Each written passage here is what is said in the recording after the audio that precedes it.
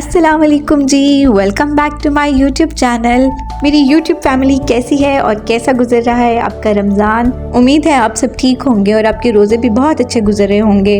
अल्हम्दुलिल्लाह मेरे रोज़े भी बहुत अच्छे गुजर रहे हैं। पहला अशरा तो गुजर भी गया है और पता भी नहीं चला। इसी तरह बाकी 2 अशरे भी गुजर जाएंगे और पता भी नहीं चलेगा। बस जल्दी जल्दी से आप इस महीने की बरकतों से फ़ायदा उठा लें। आज की वीडियो में मैं आपके साथ 2 रेसिपीज़ शेयर करूंगी। एक है स्प्रिंग रोल्स की और एक है शामी कबाब की।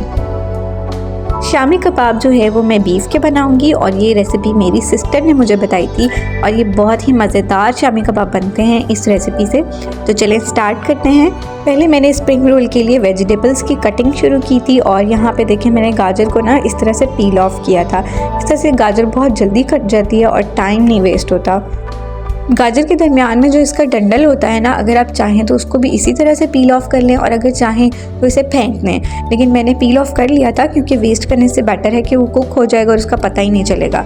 फिर बंद गोभी की कटिंग की। स्प्रिंग रोल्स ना बहुत ही मज़ेदार बनते हैं और इसका ये फ़ायदा सबसे ज़्यादा मुझे ये होता है कि मेरी बेटी बहुत शौक़ से खा लेती हैं। इसमें सारी वेजिटेबल्स भी आ जाती हैं, चिकन भी आ जाता है। रमज़ान में तो सभी स्प्रिंग रोल्स बना कर फ्रीज़ करते ही हैं, लेकिन हम अमूमन भी बना सकते हैं क्योंकि ये लंच बॉक्स के लिए बहुत ही अच्छा आइडिया है। बच्चे भी फ्राइड चीज़ें ही पसंद करते हैं और अगर उनको हफ्ते में 1-2 बार फ्राइड चीज़ें लंच बॉक्स में दे भी जाएँ तो इसका कोई नुकसान नहीं है। यहाँ पर सारी वेजिटेबल्स की कटिंग हो गई थी और दूसरी तरफ मेरा चिकन भी डीफ्रॉस्ट हो चुका था। अब इसमें मैंने थोड़ा सा पानी डाल के नमक, काली मिर्च और सिरका डाला था और इसे बॉईल होने के लिए हल्की आंच पे रख दिया था। चिकन बहुत ही जल्दी बॉईल हो गया था और मैंने इसको फिर श्रेड कर लिया था फोक की हेल्प से क्योंकि बहुत गर्म था। अब साथ ही मैंने वेजिटेबल्स को सौते होने के लिए रखा था और सबसे पहले मैंने प्याज और लहसुन अदरक का पेस्ट पहले हल्का सा सौते किया था। उसके बाद बारी बारी सारी वेजिटेबल्स को डालती गई। इसको तेज़ आंच पे बनाना है और इसका पानी ड्राई करना है वेजिटेबल्स का, अदरवाइज स्प्रिंग रोल ख़राब हो जाएंगे। इनको बिल्कुल क्रंची सा रखना है, नरम नहीं करना, वरना क्रंच के बगैर स्प्रिंग रोल्स का मज़ा नहीं आता। चिकन को भी ऐड कर दिया और इसको ठंडा होने के लिए रख दिया था मैंने। साथ ही मैंने मैदा और पानी मिक्स करके एक बैटर बना लिया था ताकि मैं रोल्स की बाइंडिंग के लिए इसको यूज़ कर सकूँ। अब जितनी देर के लिए स्प्रिंग रोल का बैटर ठंडा होगा ना, मैं उतनी देर में शामी कबाब के लिए गोश्त चढ़ा दूँगी। इसमें भी मैंने लहसुन अदरक का पेस्ट डाला, मोटा गरम मसाला और बेसिक मसाले जो नमक मिर्च हल्दी थे वो डाल के इस गोश्त को थोड़ा सा भून लिया था और मैंने फिर इसको प्रेशर दे दिया था 45 मिनट्स के लिए। साथ ही मैं अब इतनी देर में ही ना दाल भी भिगो दूँगी जितनी देर में प्रेशर होगा।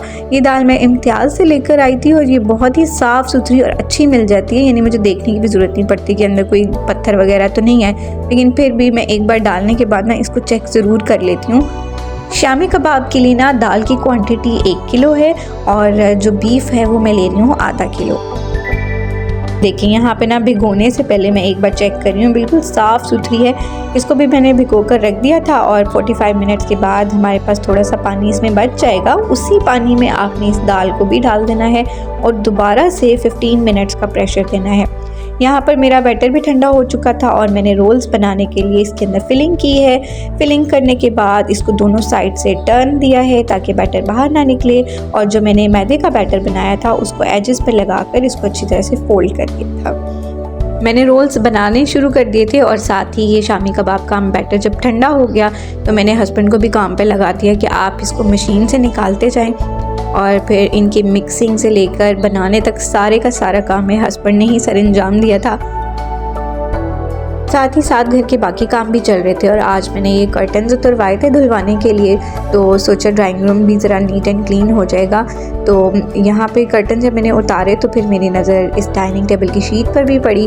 फिर सोचा इस शीट को भी उतार देना चाहिए, तो बस सब कुछ वॉशिंग के लिए मैंने दे दिया था मेड को और वो वॉश कर रही थी।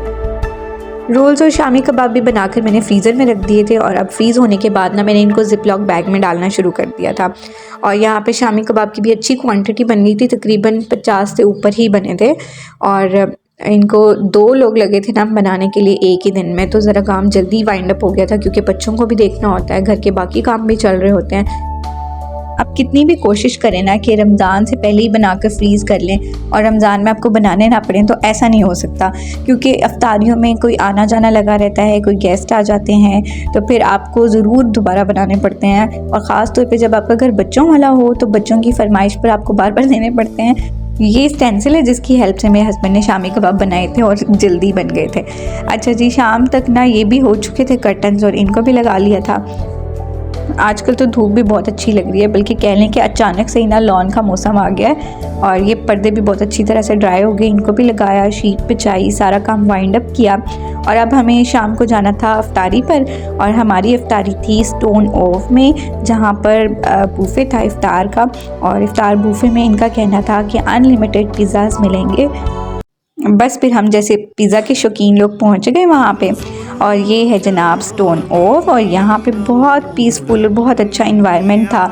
और जो इन्होंने नात लगाई हुई थी ना, यहाँ पे बहुत सुकून मिल रहा था सुन के। यहाँ पर काफ़ी फैमिलीज़ आई हुई थी और सबसे पहले हम लोग बैठे वहाँ पर जाकर, थोड़ा सा वेट किया। रोज़ा इफ्तार का टाइम हुआ तो अज़ान हुई। अज़ान के साथ ही उन लोगों ने हमें प्लेटर सर्व किया था। अभी मैं आपको प्लेटर दिखाती हूँ कि प्लेटर में हमें क्या क्या मिला था। और साथ उन्होंने हमें सलाद भी दिया था और इसके साथ हमें ड्रिंक में टैंक सर्व किया गया था, जो वो भी अनलिमिटेड था, यानी ड्रिंक्स भी अनलिमिटेड थी। मज़े की बात ये थी कि इसमें अंडर 5 जो किड्स थे ना, वो बिल्कुल फ्री थे, तो हमारे तो दोनों बच्चे ही फ्री हो गए। और ये है प्लेटर जिसमें फ्राइज़ थे और ये थे विंग्स के साथ सॉस थी। और ये इनके स्प्रिंग रोल नहीं थे, आई थिंक इनका कुछ और ही नाम था, लेकिन ये बहुत मज़ेदार थे और हैवी थे। जैसे ही आप प्लेटर फिनिश कर लें तो उन्हें बता दें, उसके बाद आपके जो भी आपका फेवरेट फ्लेवर होगा ना, उस फ्लेवर का आपको पिज़्ज़ा प्रोवाइड करेंगे और आप अनलिमिटेड पिज़्ज़ा खा सकते हैं। लेकिन इफ्तारी के बाद, रोज़े के बाद बिल्कुल भी अनलिमिटेड नहीं खाया जाता, 1 या 2 पीस ही खाया जाता है।